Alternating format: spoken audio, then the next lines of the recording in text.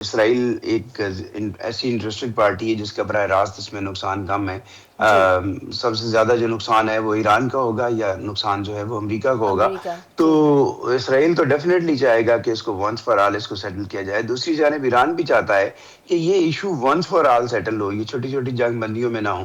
اور آپ کا جو یہ ریفرنس تھا کہ چائنا سے آنے کے بعد, بالکل آپ درست کہہ رہی ہیں, توقع یہی تھی کہ چین کے دورے کے دوران اگر ایران دونوں لیڈرز کے درمیان, شی جن پنگ اور پریزیڈنٹ ٹرمپ کے درمیان زیر بحث آتا ہے, تو ہوں، پریزیڈنٹ ٹرمپ چاہیں گے, اگرچہ انہوں نے اعلانیہ تو کہا تھا کہ ہمیں چین کی اس میں میڈیشن کی یا مدد کی ضرورت نہیں ہے, ہم اس کو سیٹل کر سکتے ہیں, لیکن چین کا انٹرسٹ ہے کیونکہ چین سب بہت بڑا ٹریڈ پارٹنر ہے ایران کا, بہت زیادہ جی، تیل وہاں سے خرید رہا ہے ایران سے. بالکل، تو یہ وہ چیزیں ہیں. تو چائنا اگر کوئی بڑی کہنا چاہیے گارنٹی دیتا یا دے سکتا تو پھر تو یہ بیانات ہمیں سننے کو نہیں ملتے, لیکن چائنا نے غالباً ابھی تک لگتا یہی ہے کہ چائنا نے کوئی پرو ایکٹیو اس میں رول پلے نہیں کیا ہے. نہیں کیا، جی شاید سر، وہی چائنا بھی یہ چاہے گا کہ اگر امریکہ کا نقصان ہو رہا ہے, اس کی معیشت نیچے جا رہی ہے اور اس کی سپریمیسی چیلنج ہو رہی ہے, تو ہونے دیں.